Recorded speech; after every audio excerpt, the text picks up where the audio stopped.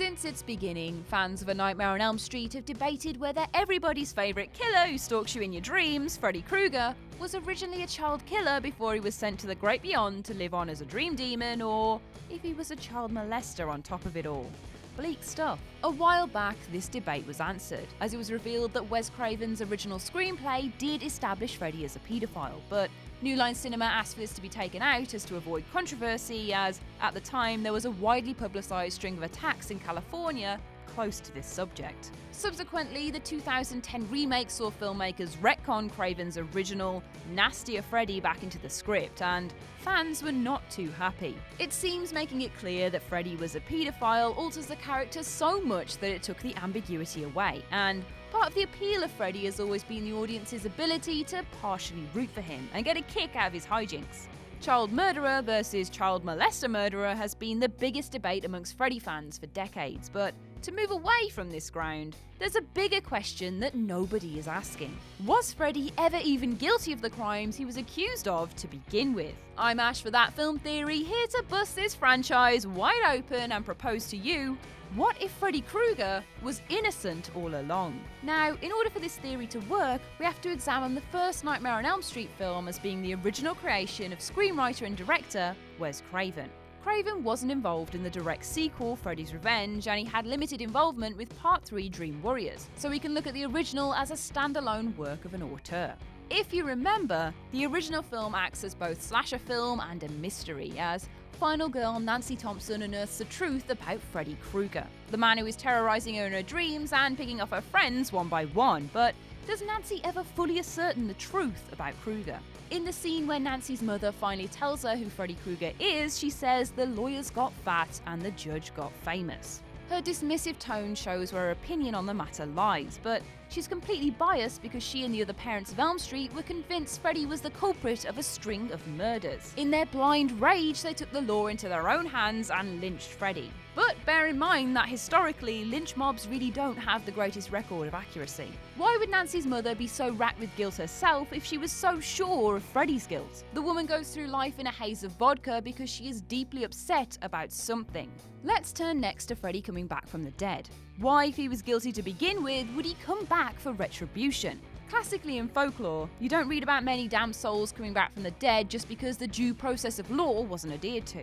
Freddy's role as a dream demon seeking revenge against those who falsely murdered him makes much more sense than him coming back just because he was victim to mob justice. Imagine you're just hanging out in your favourite boiler room, minding your own business, and then suddenly a group of angry parents shows up and burns you to a crisp for a crime you were just acquitted of. You'd be pretty ticked off too. Everyone in these movies jumps to the conclusion that Freddy was a child murderer when he was alive. At no point do any of the meddling teens in any of the original films bother to reopen the investigation.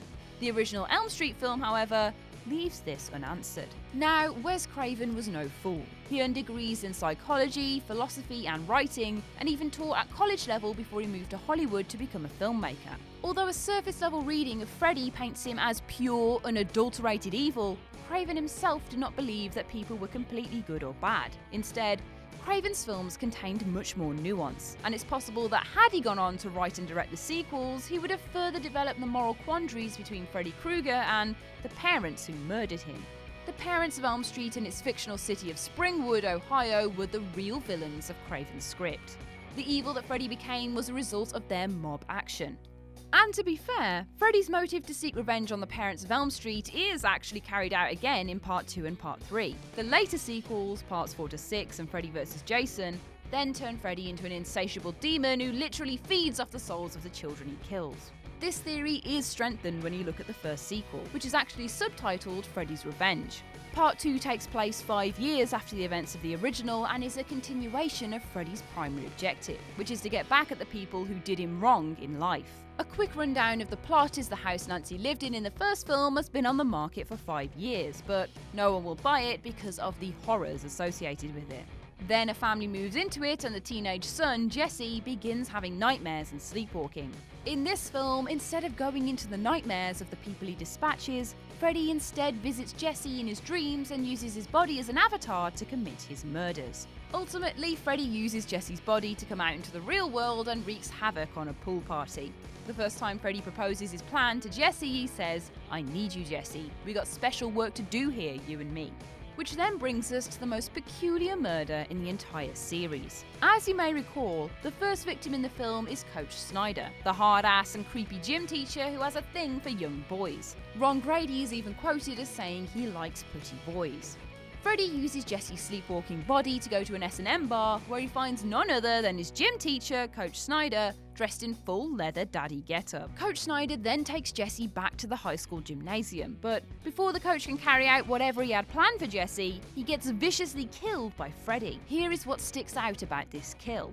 In all the other films on the Nightmare on Elm Street canon, Freddy doesn't target adults. He does have to kill an adult every once in a while, but it's not really his jam. It's important to bear in mind that Freddy's modus operandi up until this point had been stalking and killing the children of the parents who killed him. So why all of a sudden is he targeting an adult in the second film, and why is Coach Snyder the first victim of this film? Following his established pattern, it would make sense for Freddy to use Jesse's body to go on a rampage against the other remaining neighborhood children. But what if Coach Snyder played some role in Freddy's backstory? Coach Snyder is shot at with balls, then lassoed by jump ropes and dragged into the shower room and strung up when he's killed. Freddy then snaps towels at the coach so many times it leaves bruises on his backside. This is Freddy performing role reversal on the coach, essentially switching the coach's role from sadist to victim. Freddy must have known this was what the coach did to many boys before. Then, as his final touch, Freddy reveals himself to the coach out of the steam and treads slowly towards him as the coach screams in acknowledgement of his imminent slaughter. Does it not look and sound like Coach Snyder recognises Freddy and his screams evoke that he knows exactly what's coming to him and why? Part 2 is cast off by many fans of the series. The screenwriter obviously took it in a direction that was far different from the original. Freddy doesn't do Freddy-like things, there are only loose connections to the first film, and overall it feels like a cash grab by the studio to put out a sequel as fast as possible. It's pretty much considered non-canon the same way that Halloween 3 Season of the Witch deviates from the main story of that series. But as uneven tonally and frankly unscary it is, an argument could be made for Freddy's Revenge being a logical continuation of Freddy's story. Let's step back to the original film, but keep in mind everything I've said about the sequel. Nancy's mom, Marge, tells her about the court case, the lynching, and the understanding is that Freddy is now killing off the remaining children from the neighborhood. First he kills off Tina, but it's made to look like Rod killed her. Then he hangs Rod in his jail cell, making it look like a suicide. For those first 2 murders, Freddy was buying himself time as to not arouse suspicion when he was back. Then, when it comes to the murder of Glenn, this is a blatant display of power. The fountain of blood coming out of Glenn's bed that draws all of the town's police force to Glenn's house. Freddy is just waving it in their faces that he's back and they are powerless against him now. Then there's a face-off between Nancy and Freddy, which ends with his failure to kill Nancy, but he does successfully kill Marge. Whilst this is easily read as Freddy taking a consolation prize for not being able to kill Nancy, let us not forget that Marge was one of the parents responsible for Freddy's death in the first place. And we kind of have to take her statement to Nancy with a grain of salt. We don't know for sure Marge's level of involvement, but the fact that she was the one who took his glove, and that she says this chilling line of dialogue, "He can't get you now, he's dead honey because mommy killed him," the 2 factors heavily imply that Marge was the one who spearheaded the mob action against Freddy. So in the killing of Marge, Freddy does pick off one of the people who killed him. At the end of the day, that is a win for Freddy. Now, people poo-poo the sequel all the time because Freddy comes into the real world, and that takes away what's scary about Freddy, that he attacks you when you're most vulnerable, which is in your sleep. However, if you look at part 1 and 2 from Freddy's perspective, it makes more sense that Freddy would want to get out of the dream world and then enter the real world. At the end of part 1, Nancy pulls Freddy out of her dream. By doing this, she has unwittingly shown him a new aspect of his power that he may not have known about before. So in part 2, he takes the next evolutionary step to using his full power by manipulating Jesse into bringing him out of his dreams. And who does Freddy choose to kill the first time he gets back into the real world? Coach Snyder. A man Freddy knows has a thing for young boys, and given Ron Grady's statement early in the film, is common knowledge in this messed up little town. The killings of Marge Thompson and Coach Snyder have personal vendetta written all over them. Okay, now we need to talk about the little girls. You know, the ones dressed all in white with the white jump rope who sing the nursery rhyme, 1, 2, Freddy's coming for you. Often these little girls are interpreted to be the heralds who trumpet the coming of Freddy. When you see them jumping rope and hear the nursery rhyme, you know Freddy isn't far behind. But as these movies are about dreams, these images should be interpreted as one would interpret a dream. These girls are dressed all in white to the point where even the jump rope is white as well. They clearly represent innocence in Film Studies 101.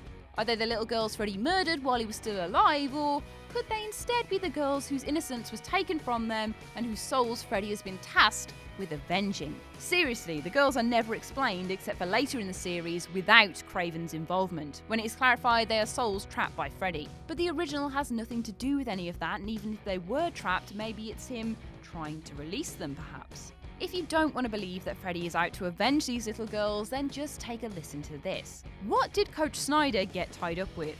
White jump ropes. White jump ropes which he took out of the storage cabinet while Jesse was in the shower room, that he was clearly planning to use to tie his victim up with. How's that for a coincidence? And finally, going further with the dream symbolism, there is Freddy's red and green sweater. Craven explained many times over the years his reason for the red and green striped sweater was because he read that those two colours, when juxtaposed, are stressful for the eye to process. Symbolically, this reads as a visual cue for ambiguity, or cognitive dissonance, a mental condition coined in the 1950s to describe the mental conflict that occurs when beliefs or assumptions are contradicted by new information. The unease or tension that the conflict arouses in people is relieved by one of several defensive maneuvers. They reject, explain away, or avoid the new information, persuade themselves that no conflict really exists, reconcile the differences, or resort to any other defensive means of preserving stability or order in their conceptions of the world and of themselves. In other words, Freddy Krueger represents those hard truths that go against what people want to believe. We'll deny them, we'll try to drown them with alcohol, we'll put bars on our windows to try and keep them out, but they're already inside our homes. Oh, Wes Craven. Is it possible that he embedded this many layers into his creation? That is horror writing at its finest. So what do you think about this theory? Let us know in the comments section below. I've been Ash, and this has been That Film Theory. Don't forget to like, share and subscribe, and I will see you again soon. Thanks for watching.